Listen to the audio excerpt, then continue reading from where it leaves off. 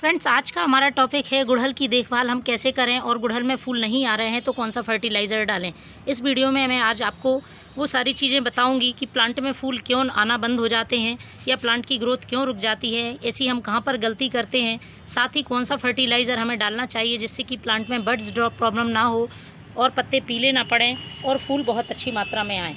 गुड़हल प्लांट में यदि आप ठीक तरह से देखभाल करते हैं और उसे ज़रूरी पोषक तत्व तो देते रहते हैं, फर्टिलाइज़र आप उसको डालते रहते हैं, तो प्लांट हमें हमेशा फूल देता रहता है। लेकिन बहुत से लोगों की शिकायत रहती है कि प्लांट में फूल आना बंद हो जाते हैं या प्लांट की कलियां गिरने लगती हैं, साथ ही जो प्लांट की ग्रोथ है वो रुक जाती है, पत्ते पीले पड़ जाते हैं।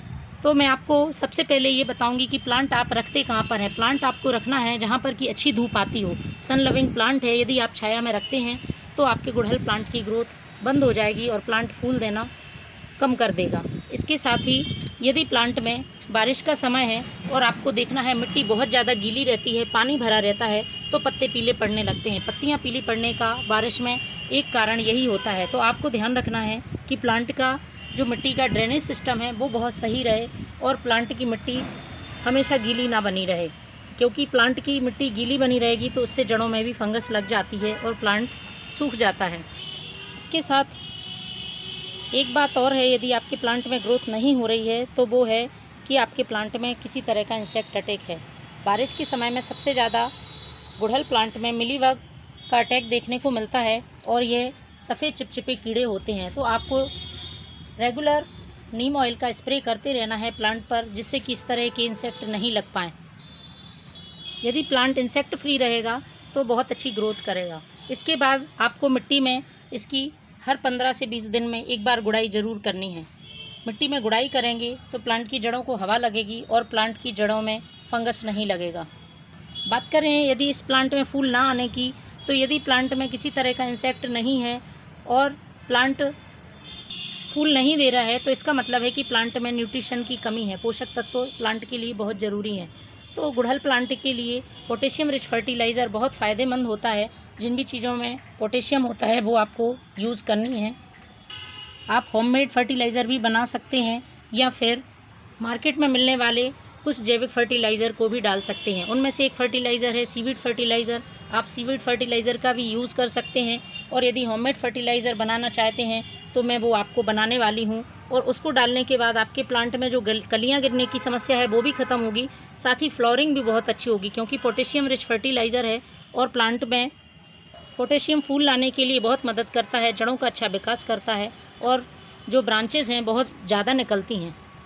यदि आपका प्लांट घना कम है और उसमें ब्रांचेज़ कम हैं तो फूल भी कम आएंगे। इसलिए ब्रांचेज़ बढ़ाने के लिए, उसको घना करने के लिए आपको जहाँ पर भी फूल सूख जाते हैं वहाँ से आपको थोड़ी सी ट्रिमिंग करनी होगी। इससे आपके प्लांट में ब्रांचेज़ ज़्यादा आएंगी और फ्लावरिंग भी ज़्यादा आएगी।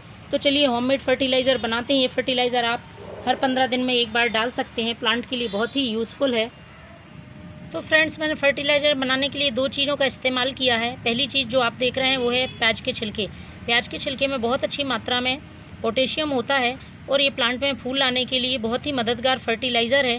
तो इसका आप यूज़ ज़रूर करें। मैंने 2 बड़े प्याज के छिलके लिए हैं। यदि मुट्ठी में से मापें तो वो 2 मुट्ठी आप प्याज के छिलके ले सकते हैं। इसके साथ ही मैं जो दूसरी चीज़ लेने वाली हूँ वो है ये कॉफ़ी पाउडर। कॉफ़ी पाउडर में नाइट्रोजन के साथ साथ मिट्टी को एसिडिक बनाने की क्षमता होती है और प्लांट की मिट्टी को ये एसिडिक बनाता है। तो गुड़हल प्लांट एसिडिक मिट्टी को पसंद करता है।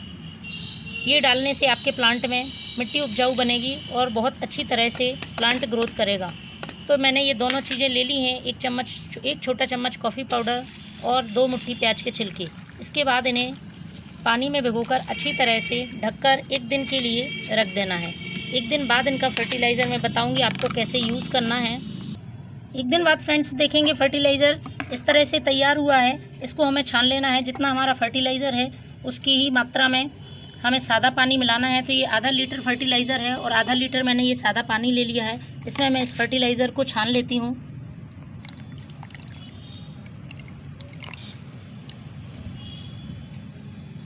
तो ये हमारा फर्टिलाइज़र तैयार है गुड़हल प्लांट में डालने के लिए। इसको आप 15 दिन में एक बार गुड़हल प्लांट की सॉइल में डालें। आप देखेंगे कि प्लांट में बहुत अच्छी फ्लावरिंग हो रही है, इसके साथ ही उसकी ग्रोथ भी बहुत अच्छी हो रही है। तो फ्रेंड